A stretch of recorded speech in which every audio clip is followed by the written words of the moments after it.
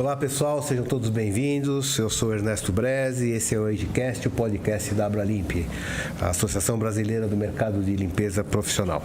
Eu gostaria de agradecer aqui o nosso patrocinador do Agecast, o Grupo Cadiz, que há 3 décadas atua com serviços de segurança, vigilância, portaria, recepção, limpeza, manutenção e demais serviços de facilities. Acesse o site cadiz.com.br, Cadiz com Z no final.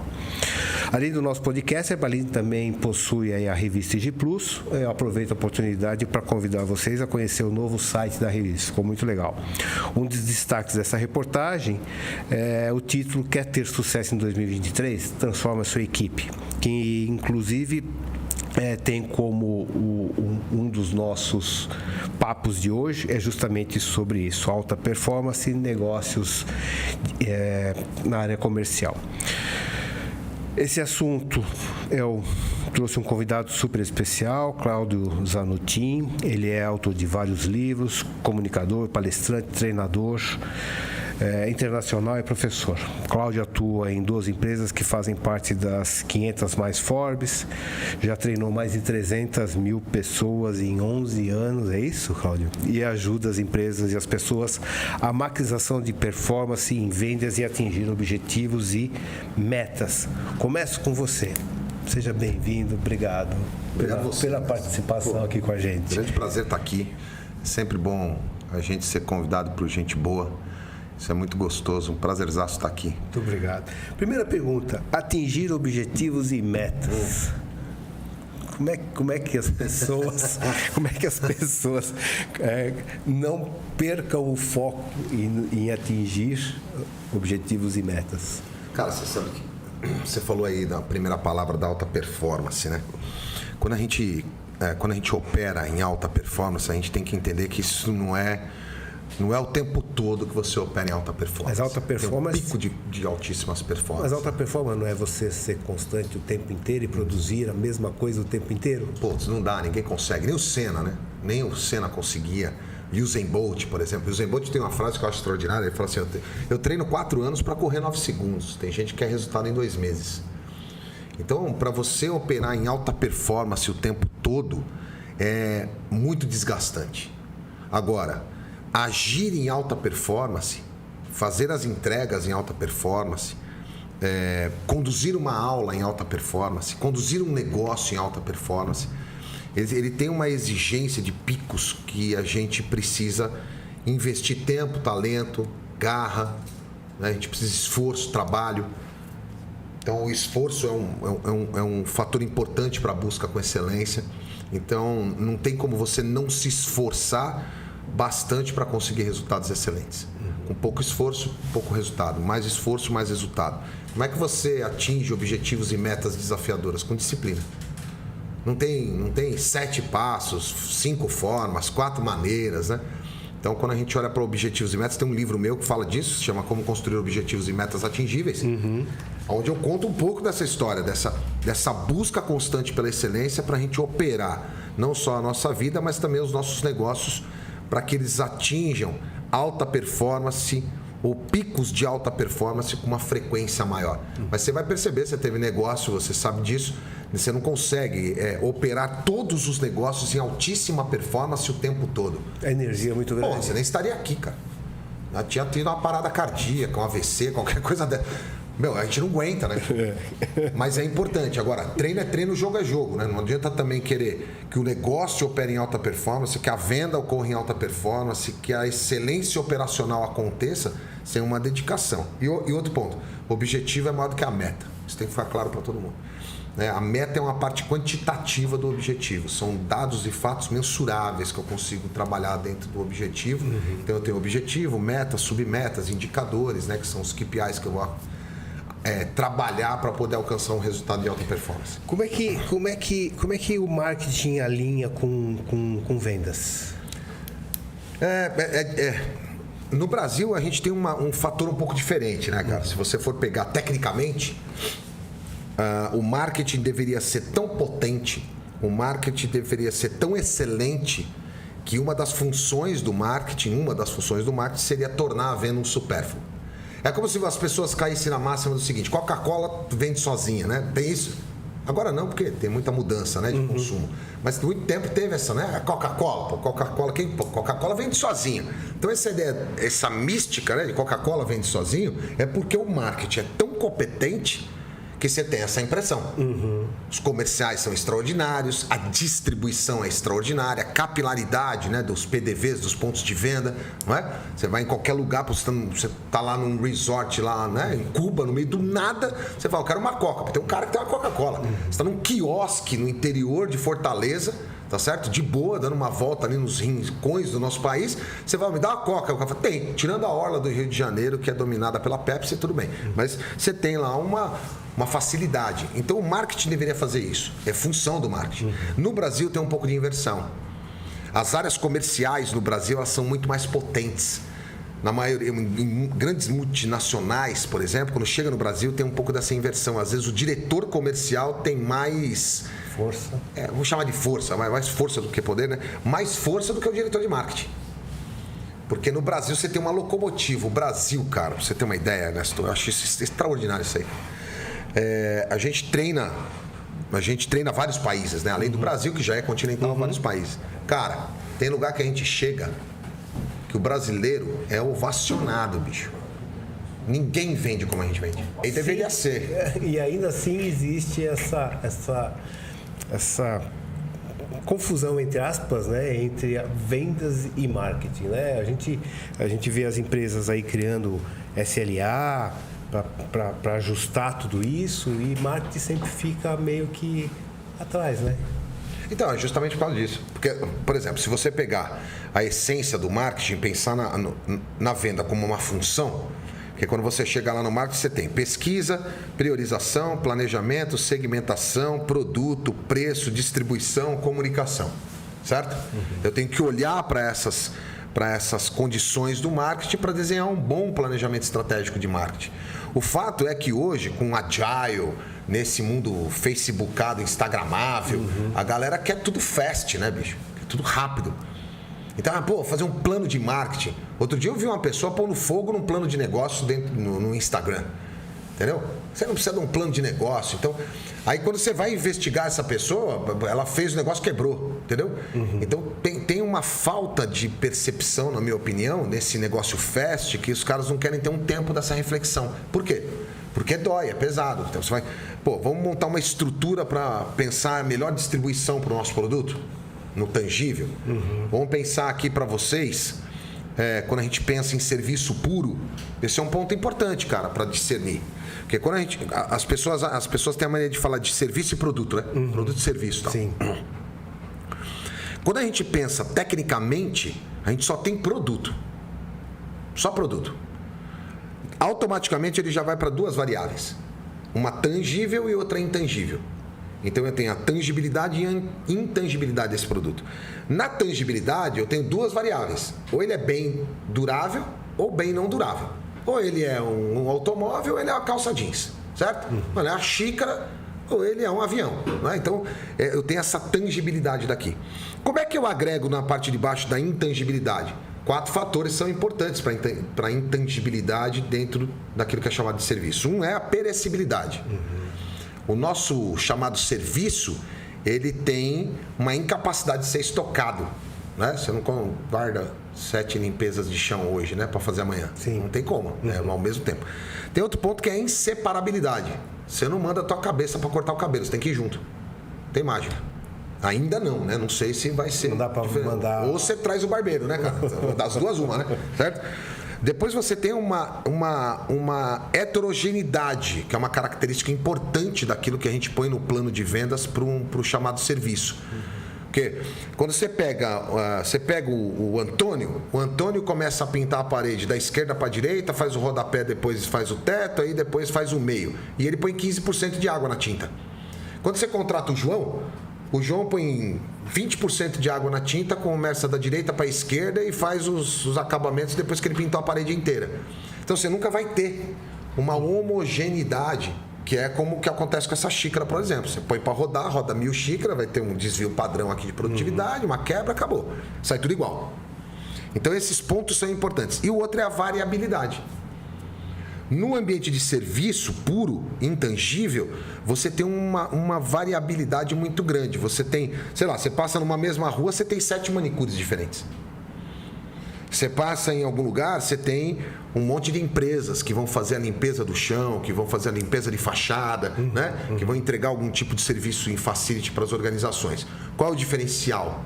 Como é que você se diferencia em preço para vender melhor e tudo mais? Quando você começa a agregar e mostra para o cliente a proposta de valor. Quando você consegue juntar isso numa proposta de valor para o cliente, ele para de brigar por preço, vamos entender essa cadeia de valor. Eu agrego produtos ao serviço e serviço ao produto para poder... tangível no intangível e intangível no tangível para poder agregar valor. Como deve ser a abordagem de uma pessoa da área comercial de alta performance num primeiro contato? Como é que aborda? Primeiro ponto é a investigação. Então, você falou de alta performance, né? Seria o organograma social, é isso? Não sei se é só o organograma social. Acho que o organograma social ajudaria bastante, mas é como se ele pegasse... Vamos pensar alta performance. O que eu fiz com o seu currículo hoje. Isso, né? Você faz dá uma stalkeada, né? Você stalkeia, faz a lição de casa, e isso muitos vendedores não querem fazer, cara. Vendedores e vendedoras, né? Não querem fazer. Então, você não tem uma dica aí, você não tem um lead, você não pode me... Peraí, faz o trabalho, segmenta. Eu dei um exemplo esses dias aí. Imagina assim, você está lá no agrobusiness, só para a gente ir por analogia. Agrobusiness, então você vai lá no agronegócio. Pô, o que tem aqui nesse segmento, nessa indústria, vamos chamar assim? Pô, sei lá, máquinas e equipamentos. Quem são? Eu venho aqui, tem semente, fertilizante, pesticida, adubo, plantio, sabe? Eu tenho uma cadeia de empresas diante de uma indústria que, se eu segmentar, vai dar um trabalho grande, mas eu vou conseguir desenhar qual é o approach que eu vou fazer. Isso facilita o homem de venda quando ele tem mais especificidade naquele assunto, não? Facilita muito, porque a hora que você começa a fazer isso aqui, você começa a meio que estudar essa cadeia. Você vira um cara expert naquele assunto. Lógico. Cara, ó, eu escrevi no livro novo, a gente lançou um livro agora que se chama Arte da Prospecção. Essa seria uma pergunta. Seria uma pergunta? Tá bom, bora. Eu não sabia, você viu que estamos conectados, né? Então, tem a arte da prospecção. Você tem lá a arte da prospecção, a gente vai lançar o outro agora que é a arte da negociação e depois a arte da venda. É uma tríade aí. Na arte da prospecção, eu falo um pouco disso aí. Né? De como você pode agir mais certeiro na sua prospecção, não esperando uma dica forte, entendeu? Um lead frio. Você entra numa técnica para poder prospectar mais e melhor, e aí o homem de vendas, a mulher de vendas que vai se preparando para isso, ela vai ficando mais conectada ao que eu chamo de problema do cliente. Eu não gosto da ideia de que o cliente tem dor. Cara, quem tem dor é paciente, velho. Ai, meu Deus. Você acha que o reconhecimento aí de um bom trabalho do time, com bonificação, com criar um sistema de reconhecimento, isso acelera a alta performance? Putz, isso é discutível pra caramba. Eu acho que tem um lance. Nós somos... a gente não pode esquecer nunca de onde a gente veio, né? Eu comecei no McDonald's, cara. Naquela época a gente podia trabalhar com 13, 15 anos, né? Não era nenhum crime, né? Você podia trabalhar. Eu vendi sapato, bicho, no Romão Magazine. Não tem, na minha opinião, não tem nenhuma profissão na área de vendas que você se ajoelha para o cliente comprar. Só vendedor de sapato, certo? Você conhece alguma outra que você se ajoelha para o cliente comprar? Não tem, velho. Não, e a turma aqui também está pensando, ó. Beleza? Só na profissão. Não é se humilhar, cuidado. Se humilhar é diferente, sim, né? Ser humilhado é diferente de se ajoelhar para você atender bem o teu cliente, certo? Mas, cara, eu vendi um negócio, eu não sei se você vai lembrar, muita gente está ouvindo aí vai lembrar, mas eu fui um bom vendedor de Kizarina e perfil. Eu tinha clientes que compravam às vezes 4, 5 pares. Ia lá, eu tinha uma meia para cada uma calçadeira exclusiva. Enfim, tinha todo o negócio ali. Então, aquelas pessoas que vão sendo criadas no ambiente de vendas, eu não quero que você me dê um... Vamos pegar naquela época, né? Não adianta você me dar um rádio relógio de presente, cara. porque eu bati meta. Eu não quero isso aí. Né? Videocassete, né? Eu lembro uma vez que eu ganhei um videocassete 4 cabeças. Pô, eu vendi pro primeiro vendedor que eu encontrei dentro da loja. Eu ganhei uma iogurteira. Não, fala sério, bicho. Me dá minha parte em dinheiro, pô. Então esse lance eu acho que mudou muito, óbvio. Mudou muito o cenário, né? Mas eu acho que tem 3 pontos que são importantes pra gente manter uma equipe entusiasmada, porque a motivação é algo intrínseco do ser humano, né? Uma é o reconhecimento, cara. As pessoas estão perdendo, eu acho que a capacidade de reconhecer de forma legítima o trabalho das outras pessoas. Desmerecendo e achando que fosse fácil. Como se fosse fácil vender uma calça jeans, como se fosse fácil vender um avião, como se fosse fácil. Tem que respeitar, né? Você imagina que eu estou na escola há 46 anos. Desde 2007 como docente e discente. Eu estudo até hoje. Então eu não aceito dizer que o cara não deu pra nada e foi ser vendedor, entendeu? Isso é uma mística, uma mentira, uma falácia. Tem que estudar pra caraca pra ser vendedor. Mestrado, doutorado, especialização no MIT, em Harvard. Você tem que estudar, bicho. Tem essa. Tem que estudar, né? Então, quando você tem um reconhecimento pelo trabalho, é extraordinário. Outra coisa que aumenta o senso de entusiasmo, que é o senso de pertencimento. Okay. Quando eu faço você fazer parte do projeto, a gente constrói a meta juntos, a gente olha para o mercado juntos, nós somos um time que melhora em performance o tempo todo. E aí, cara, outro fator primordial, que é a remuneração. Você quer ver o teu time descontente? Paga vendedor mal. Cara, pra você ter uma ideia, em uma das nossas empresas, que é a IC Eduque, eu corro o risco de dizer, não vou afirmar que eu não fiz uma pesquisa, mas corro o risco de dizer pela experiência de vivência nas empresas de educação, que nós somos hoje a empresa que maior paga em termos de comissão um vendedor. A gente paga 10% de comissão no topo do DRE. Só tira o grande sócio, que é o governo. Então, pra você ter uma ideia, a gente não chama o vendedor de vendedor, vendedora lá, a gente chama de associado. Porque ele é um associado. Se você pegar o DRE por produto, que a gente faz lá a margem de contribuição, né? Produto, quando você pega por produto vendido, em todas as ocasiões, Ernesto, todas, sem exceção, o vendedor ganha mais que os sócios. Na singularidade, entendeu? Sim. Na singularidade. Quando você pega o montante, muda um pouco. Claro, pô, senão até eu paro de ter empresa, eu vou ser vendedor, né, velho? Não que eu não venda, que eu vendo pra caramba, né? Eu tô aqui vendendo pra você, você tá vendendo pra mim, os caras ali estão vendendo o serviço deles. Se o serviço for zoado aqui, ó, não funciona a câmera, não funciona nada, eu saio daqui e falo, meu, você não acredita, fui gravar um podcast com os caras aí, meu, nem chama. Tranqueiraça. Mas a hora que você sai daqui, eu saio daqui e falo, meu, fui gravar um podcast com os caras, cheguei lá, tinha água, café, pô, todo mundo num astral legal, não sei o quê. Pô, onde é, meu? Vendeu, cara. Pô, fala com o fulano, fala com o Beltrano, vendeu, porque a venda é relacionamento. Né? Então, eu acho que a remuneração, cara, é um fator de respeito. E eu vou dizer uma máxima aqui que eu acredito pra mim. Vendedor que é vendedor mesmo, vendedor bom. É isso que eu ia te perguntar, qual é o perfil?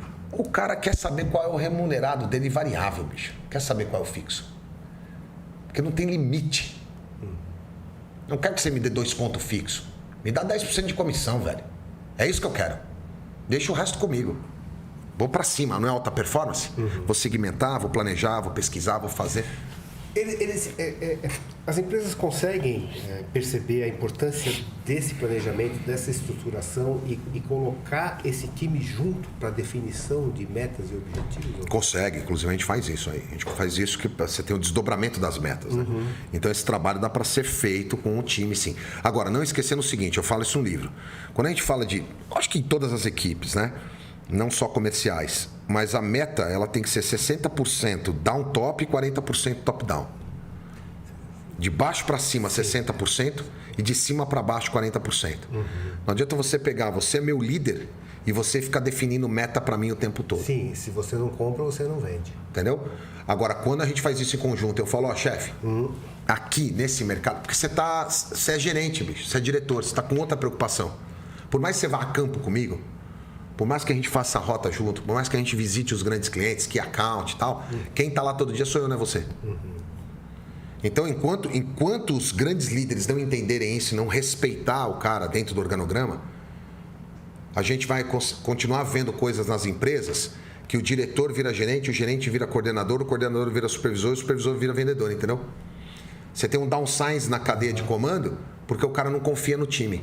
Por que ele não confia no time? Porque ele não dá autoridade, não dá autonomia, não dá responsabilidade, não dá alinhamento para o time. Metas. Fica difícil. Agora, a hora que eu te entrego, eu falo, chefe, eu fiz esse plano aqui. Olhando para o nosso mercado, olhando para o que a gente fez. Nesse setor, eu acho que o dimensionamento é esse. Tecnicamente, né? Porque tem uns vendedores que são blá, blá, blá pra caraca, né? Aí você precisa chegar pro cara e falar, bacana, pra cima de Moá? Não dá, né, irmão? Não dá, né? Vamos combinar que essa meta aí, minha avó sem as duas pernas tinha batido. Vamos fazer o seguinte, vamos mudar aqui o negócio. Aí você precisa ajustar o dial com o cara. Mas os caras de alta performance, porque a gente tá falando de alta performance, não medíocre, né? Sim. A gente tá falando cara de alta performance, que realmente tem na essência dele a prestação do serviço com excelência para o seu cliente, esse cara nem quer que você dê a meta para ele. O cara fala, chefe, nós vamos fazer isso aqui, isso aqui, isso aqui. O ano passado, na sazonalidade, aconteceu isso, isso, isso. Eu fiz uma variável aqui, years to date, estou te entregando o que vai ser. Aqui dá para subir mais 15%, aqui a gente faz mais 22%. Esse cliente tal aqui vai abrir mais 4 negócios esse ano, a gente consegue subir a potência. Isso é alta performance. É o cara que faz a análise do ambiente e ele consegue tabular aquele ambiente e te entregar uma meta desafiadora atingível. Porque o cara sério, ele não te entrega uma meta somebody love, entendeu? Que eu costumo dizer. Sim. Não, vamos fazer, chefe, é nóis. Vamos pra cima. Tá? Pô, cara, o cara de alta performance não, velho. O cara de alta performance vai te entregar o negócio que ele vai fazer. Você acha que esse comercial de alta performance... Ele tem estratégias diferentes para vendas grandes e vendas pequenas? Vendas grandes, quando a gente fala em volume grande, e vendas pequenas, valor baixo. Sim, tem que ter, necessariamente. É o que a gente chama de vendas complexas e não complexas, né? Quando você entra numa estrutura de venda complexa, que demanda uma estrutura de processo de compra, por exemplo, onde você tem um decisor, onde você tem um influenciador, onde você tem um usuário, onde você tem um comprador, e às vezes esse papel ele é duplo em um indivíduo só, tal, né? Às vezes, dependendo do tamanho da empresa, você tem o comprador e o decisor, né? Mas você vai numa empresa... Você gasta toda a sua energia com o comprador, né? E quem tem que... Errou o alvo, sabe assim? Ou às vezes você tem um feeling dentro desse processo, tem o processo de venda, mas quem é o cara mesmo que define esse negócio é o engenheiro-chefe da área de manutenção. Entendeu? Às vezes é o técnico de segurança, vamos pegar na tua área aí, né? O engenheiro de segurança.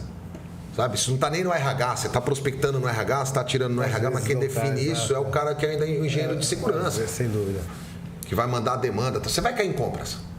E o compras vai apertar, certo? Padrão do cara, né? Então, sei lá, vamos supor que você está vendendo lá material de não sei como é que chama tecnicamente, mas é o material que faz todo o suporte dentro dos banheiros numa fábrica. Né? Aquele que vai dentro do mictório. Sim. Como é que chama? Descartáveis. Descartável, né? Papel, sabonete, tal. Você tem esses insumos para entregar lá. Vai cair na mão do compras? Vai. O que o comprador vai fazer? Ele é pago para isso. Ele é pago para isso. O drive dele parece que o cara toma banho falando assim: vou pedir desconto, vou pedir desconto, vou pedir desconto, vou aumentar o prazo, vou pedir desconto, vou aumentar o prazo. A impressão que eu tenho é que o comprador só tem esses dois tipos de argumento. Sim. Então, quando você identifica esses papéis, Ernesto, você começa a ir no canal certo, esse cara está conectado numa venda complexa. Essa venda vai exigir. Pô, pode indicar um livro aqui ou não? Pode, claro. Pô, tem um livro sensacional para ler. 2, na realidade, de um cara chamado Neil Heckman. Chama-se Vendas por Excelência e Spin Selling. S-P-I-N. É de onde sai essa pergunta que eu te fiz. Nossa. Ele define, né? As vendas pequenas e as vendas... Isso. Pô, psicólogo, bicho. E a neurolinguística? A neurolinguística, eu não sou muito bom de neurolinguística. Eu sou melhor de neurociência. Neurociência, vai. Então porque eu não sou neurocientista, mas sou um neurocurioso, um neuropesquisador. Tenho o privilégio de ser ensinado pelos bons professores que a gente tem no Brasil, né? Como a professora Carla Tiepo, Inês Corso, Pedro Calabres, né? Esquieiro, tem uma galera aí, né? As boas leituras do Antônio Damasio, não o Antônio Damasio do direito, né? Mas o Antônio Damasio das neurociências. Professor português, naturalizado americano, tem grande contribuição incrível, assim. A gente chegou num patamar, Ernesto, da utilização da neurociência, que tem um cara também extraordinário que se chama Jorge Claric, Jorge, né? Jorge Claric, que trouxe lá atrás, há 15, 20 anos, um desenvolvimento, um olhar mais profundo para o neuromarketing. A gente começou a beber primeiro no neuromarketing. Né? A nossa percepção de olhar, os desejos, as necessidades, os fatores motivacionais de compra. Né? Então, você tem moda, tendências, você tem interesse, você tem comodidade, você tem afeto, você tem segurança e você tem status, orgulho. Né? São fatores que motivam o indivíduo a comprar. Essas coisas foram ganhando muito poder, principalmente depois da década de 60, 70, que nós tivemos um cara chamado Paul McKillen. Paul McKillen é o cara que dividiu o cérebro em 3 partes. Cérebro reptiliano, cérebro mamífero emocional e o cérebro racional. Né? Se é que a gente tem alguma racionalidade, mas aí depois é outra discussão. O que foi se percebendo cada vez mais? Que o comando é do sistema límbico. O comando é das emoções. O professor Augusto Cury tem um livro extraordinário chamado Gestão das Emoções. Você não controla a emoção. Não dá. Mas você gere. Quando você junta a venda de alta performance, a venda complexa, com a capacidade do indivíduo de entender a emocionalidade do cliente, porque a gente não pode esquecer, eu falei para você aqui do comprador profissional, mas a gente não pode esquecer que por trás do CNPJ sempre tem um CPF, cara. O cara pode não comprar de você, não é para questão técnica, foi com a tua cara. Entendeu? Então você tem vieses inconscientes que são produzidos, que hoje a gente já sabe que existe. As neurociências, cara, e aí da ressonância... interpretar o movimento do comprador, o que ele está falando, para onde ele está olhando, o que ele está fazendo, você consegue identificar e direcionar. Isso. Um cara chamado Paul Ekman fez um trabalho extraordinário. O Paul Ekman escreveu um livro só voltado para microexpressões faciais e detecção. Você não vai virar um especialista disso, porque o Paul Ekman ficou 2 anos estudando negócio. O cara é psicólogo, o cara é psiquiatra, mas sei lá, né? Então é outra vibe. Mas a gente consegue hoje perceber, por algumas técnicas e outras ultrapassadas, como tinham na PNL, por exemplo, né? A programação neurolinguística, vamos por rapport, tua posição de mão, como é que você mexe na caneta, maneira como você balança a cabeça. Essas coisas, elas vão fazendo uma certa conexão, inevitável. Tem aquele lance do santo não bateu, o pessoal não fala isso? Sim. Pô, velho, não tem choque de santo, né? Vamos combinar. Você consegue imaginar um São Pedro com São Benedito? Não tem choque de santo, né? Não. Esse santo não bateu, o que é? É um viés inconsciente, de preconceito inconsciente, que numa velocidade de 1/20 de segundos, cara. A hora que eu entrei por aquela porta ali pro podcast, você fez uma leitura. A primeira impressão é que fica. Puta, fatal, você fez uma leitura. Você pode ter até pensado assim, falar, pô, eu tô de terno, camisa, não falaram pra esse maluco que não podia vir de tênis, ninguém avisou nada, sabe? Aí você olha assim, e a hora que eu entrei, eu olho assim, mas aquele preconceito inconsciente, se você não tomar cuidado, não souber lidar com ele, ele te promove para outros movimentos no cérebro que vai chegar ao ponto de um negócio chamado de sequestro da amígdala. Você perde o domínio daquelas coisas que você precisa fazer e precisa trabalhar. Então, se o cara, o que você trouxe aqui é profundo pra caramba, porque se você pega o indivíduo, ele entende o que é operar em alta performance. Ele sabe que venda complexa é diferente de uma calça jeans. Não que seja fácil vender uma calça jeans. Sim, não é esse grau que a gente quer. É outro tipo de venda. Exatamente. Tá certo? Não é que seja fácil vender um tênis a hora que você... Não é também. Mas é diferente, eu estou diante do tomador de decisão, é você que vai sacar teu cartão de crédito para pagar. É outra vibe, é outro tipo de venda, outro tipo de approach. O impulso entra, né? O que faz uma mulher sair para ir para um shopping center, vai tomar uma casquinha do McDonald's com a amiga? Isso vai com 10 sacolas. Pô, volta com uma bolsa da Vitor Hugo de R$8.000 dividida em 4 vezes no cartão. Se tiver com a amiga ainda, a amiga que é amiga pra caramba, você merece, amiga, tem que comprar mesmo. Você trabalha igual uma louca, vai deixar assim, mas teu marido faz o seu salário? Não faz, amiga, compra. Eu vou comprar uma pra mim também. Pô, quando chega em casa, cadê a casquinha? Ninguém tomou. Então, essa venda, cara, putz, bicho. Eu não sei se pode falar um pouco da nossa conversa antes aqui, ó. Pode, não falamos nada no dia normal. Então, você falou lá, pô, eu tava em Cuba, aí, pô, visitei aqueles prédios, pá, tô lá, pô, tem o cara lendo, pô, o pessoal produzindo aquilo que você gosta, que você curte, faz parte do seu lifestyle, que é o charuto, você é apaixonado por isso, gosta disso, e você tá numa experiência extraordinária.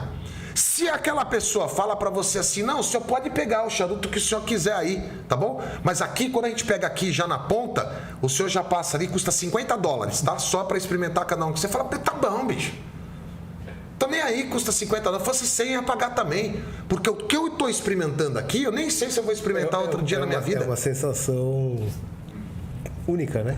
Aí alguém fala pra você é louco, bicho, você pagou $100 um charuto, esse charuto a gente compra por R$1,99 lá em São Paulo. Você compra em São Paulo, irmão, mas não aonde eu tô aqui em Cuba.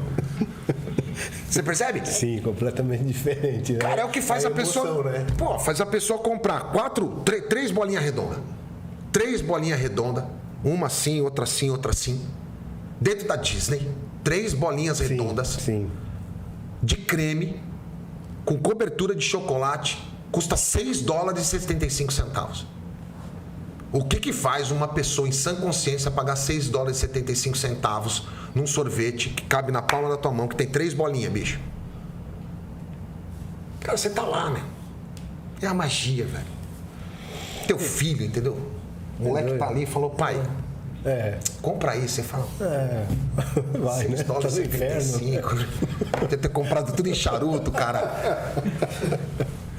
Percebe? Então, a hora que você envolve o cliente na solução do problema dele, o cara percebe uma cadeia de valor, cara.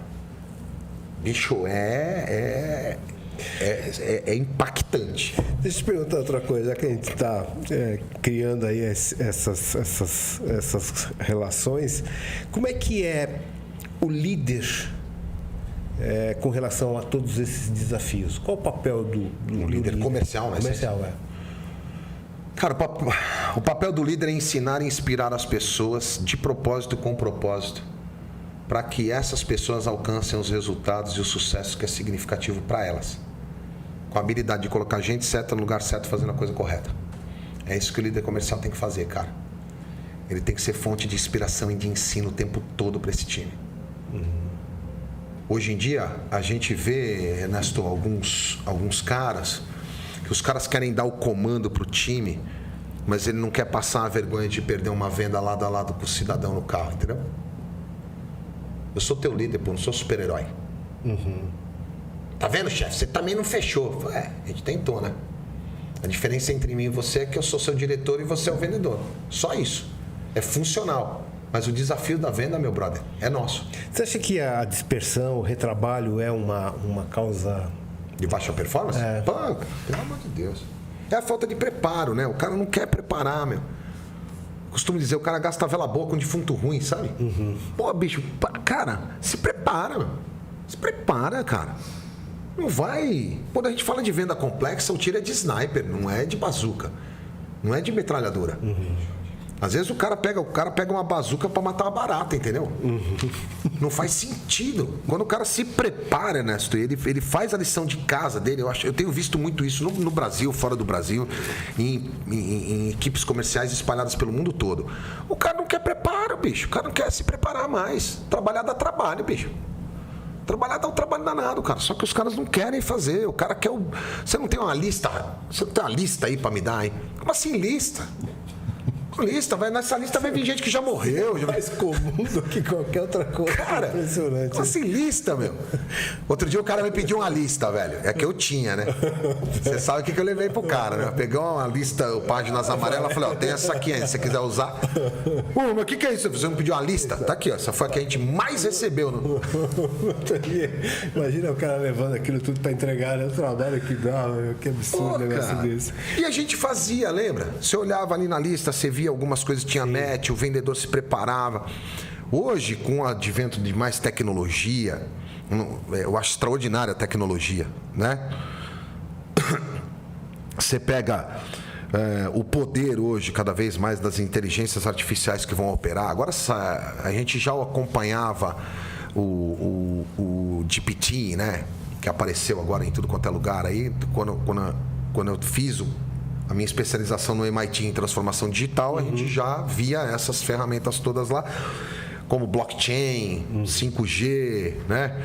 O próprio artificial intelligence, né? Cybersecurity, um monte de coisa que você vai olhando e que você percebe que aquilo ali é inevitável. Esse movimento desse aparelho aqui, essa máquina é extraordinária, cara. Extraordinária, mas como toda máquina precisa saber usar. Eu falo para as pessoas, vocês esqueceram que essa máquina, ela existe. A coexistência essencial dela é fazer um negócio extraordinário.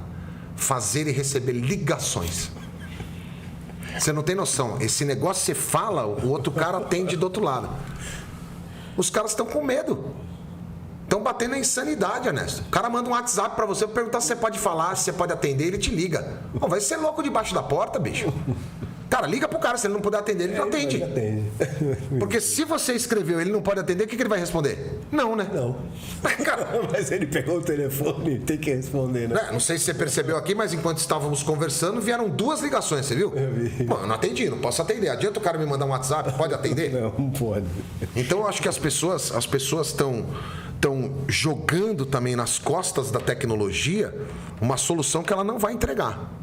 O WhatsApp tem que vender por mim, o Facebook tem que vender por mim. Isso funciona, cara, quando eu vou comprar uma geladeira, velho. Vou comprar no Magalu, a Lu vai falar comigo. Pô, tá top, beleza, tudo bem. Eu quero resolver minha vida nisso aqui. Quero entrar no Mercado Livre, comprar um negócio. Quero entrar no Shopee, trazer da China. Quero comprar esse equipamento aqui, eu trago lá da China, demora 90 dias, mas chega.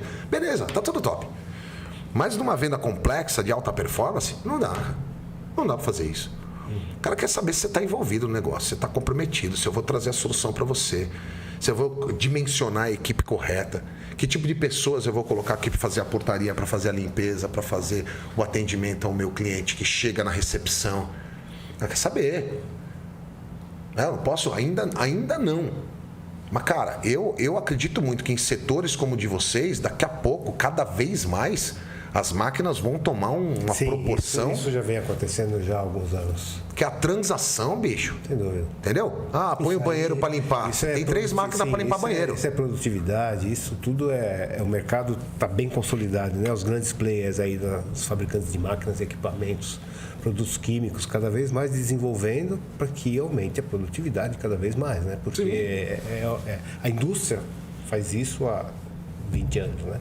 O setor de serviço também está entrando muito forte com relação a isso. Você vai ter um robô que vai estar todinho equipado para limpar um banheiro com água quente numa velocidade que, um ser humano não faria. Sem dúvida. Né? Deixa eu te perguntar, o que significa trazer leveza para a sua vida? Pô, trazer leveza para a vida? Mas essa aí você pegou onde? No seu site. Jura? Juro. Cara, uma coisa que eu acredito pra caramba é que a vida ela não é departamentalizada. E trazer leveza para a vida é a capacidade que a gente tem de produzir uma vida leve para nós mesmos. Uma vida leve, ela não é uma vida sem desafios. Uma vida leve não é uma vida sem obstáculos. Uma vida leve não é uma vida sem esforço. Uma vida leve não é uma vida frágil. Mas uma vida leve é a forma como a gente escolhe para levar a nossa vida até o final. Que a gente não sabe quando que é. Então, como eu falei para você no começo, que eu não tenho carro, né? Às vezes as pessoas falam assim, pô, como assim você não tem carro, bicho? Outro dia uma pessoa falou pra mim assim, um cara como você, Zanuta, pega até mal você falar onde você fala que não tem carro, parece que é um fudido, entendeu? Cara, podia falar isso? Não podia, né? Parece ser um ferrado, entendeu? Então, cara, não é isso. Pelo contrário. É leve pra caramba pra mim ficar no banco de trás de um táxi escrevendo um novo livro, fazendo uma reunião, ouvindo um podcast, dormindo. Então, essa ideia de trazer leveza, é legal você falar isso aí, porque foi uma virada de chave que a gente está fazendo, onde eu estou falando mais de business, de negócio, dentro das plataformas da IC Eduque e nas minhas redes sociais, falando de outras coisas, como a própria vida. Nós estamos aí, não sei quantos anos você tem, cara. Quantos anos você tem? 65. 65. Pô, sou novo perto de você, estou com 52. Bicho, a vida não pode ser pesada, cara. E o Benjamin Disraeli disse certa vez, foi ex-ministro da Inglaterra, que a vida é curta demais para ser pequena. Então acho que quando a gente não traz leveza para a vida, a gente apequena a nossa vida. Que é uma vida que tem que ser